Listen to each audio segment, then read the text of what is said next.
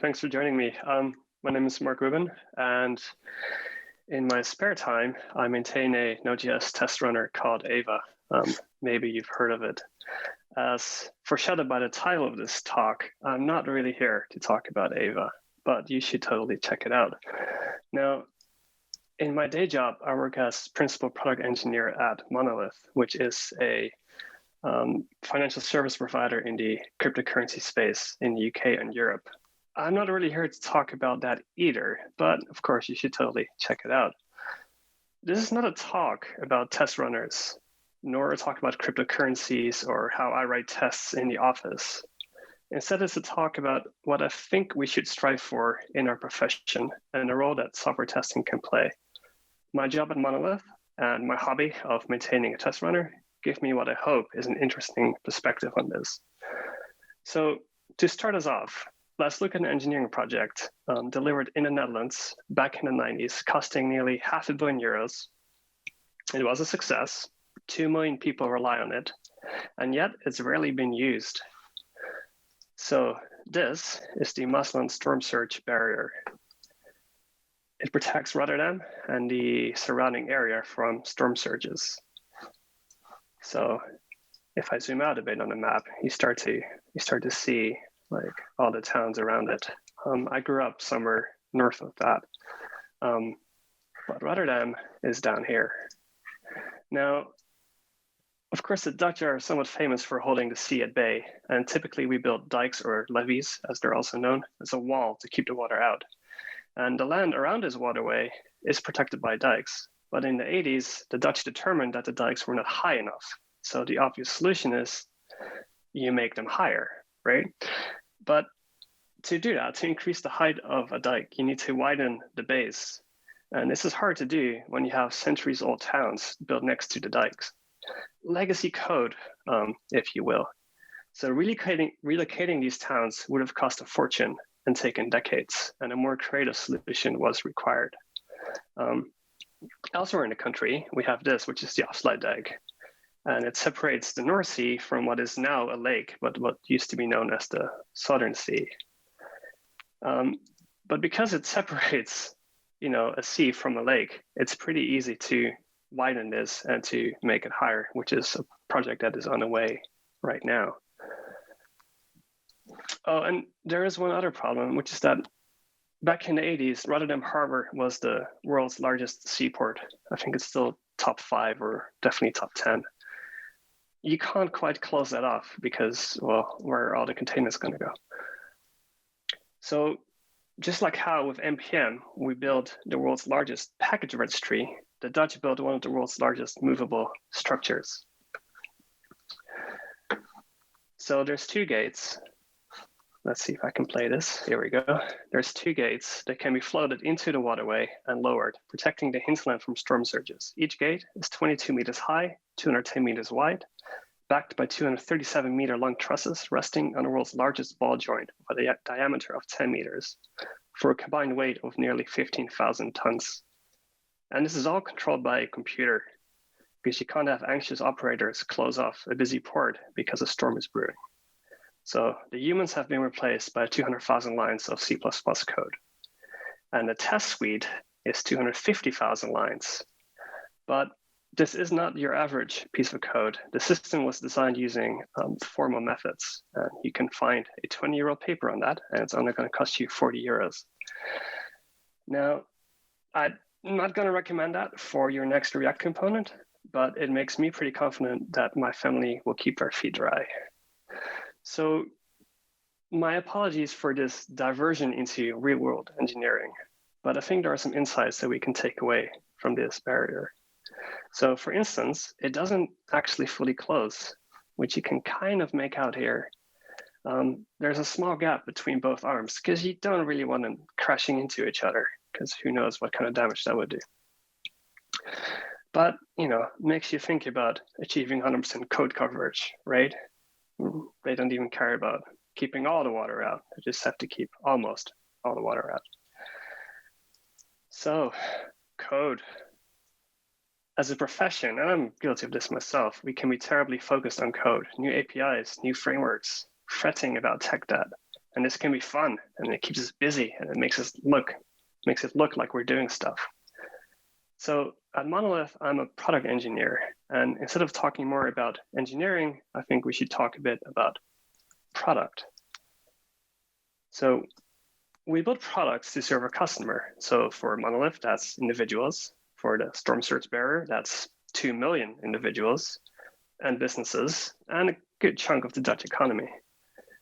And like building these barriers, building products is a multidisciplinary effort: design, marketing, research, support, operations, both like DevOps, technical operations, as company operations. Compliance, whether it's GDPR or in our case, certain financial regulations, quality assurance, it's a lot. So what do we as software developers contribute to all this? Endlessly refining code or figuring out how to test the edgiest of edge cases can be a fun challenge, but does it serve the customer? Does it deliver value? Building great products requires iteration, reflection, and making trade-offs. You have to determine your constraints, like not moving an entire village. You have to make assumptions, test them, learn, make more assumptions, and so on and so forth. And this is required of everybody, not just developers. It's a high wire balancing act. And luckily, we can often afford to make mistakes in public. We just call them bugs. Testing assumptions doesn't always require you to write code.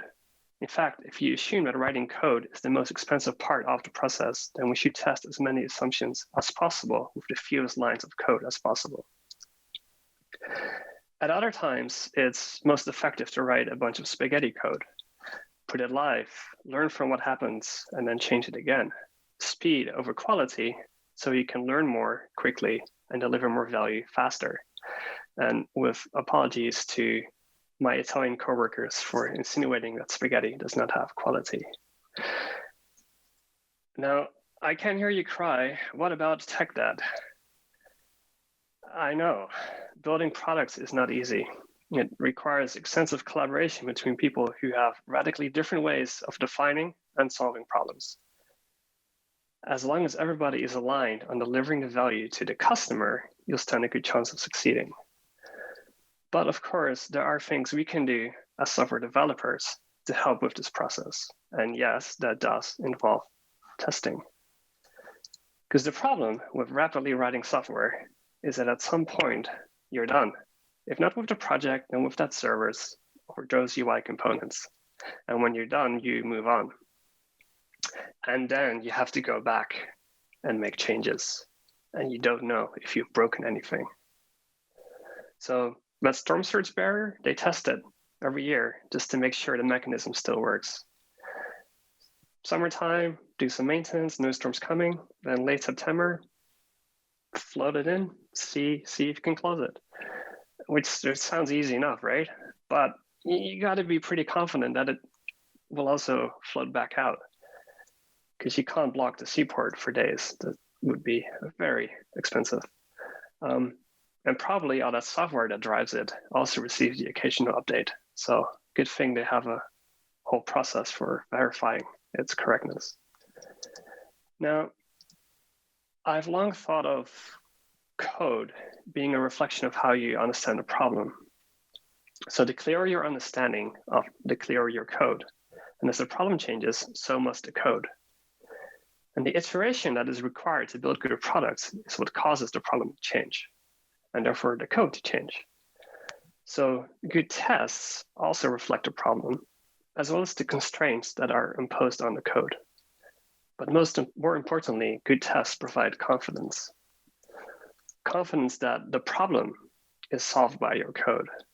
Confidence that when the problem changes and you're tasked with changing the code, you don't accidentally break things. We write tests so that we can have confidence to iterate without breaking anything and to deliver value. So who does the testing in your organization? The dedicated QA teams, they can be fantastic, but you should avoid a culture where you chuck it over the fence. Software development team should have confidence in their code, and that's going to require them to write their own tests. Of course, given that you're attending this conference, you're probably not the fence-chucking kind. Now, if I can make a confession, I don't like writing tests. I don't think I'll ever find it fun. Spending days writing tests for a new service, even when it's a critically important authentication system. Writing tests can be tedious, feel like it's slowing you down so that you can iterate less and deliver less value. So my advice then is to focus on the confidence, not the methodologies, whether you're test-driven or behavior-driven, not the assertion libraries and APIs. Because really, how many abstractions can you handle? Frameworks can you learn? Use those in your actual code. Use that energy for your actual code and avoid unnecessary abstractions in your tests. Don't follow methodologies because they are best practice.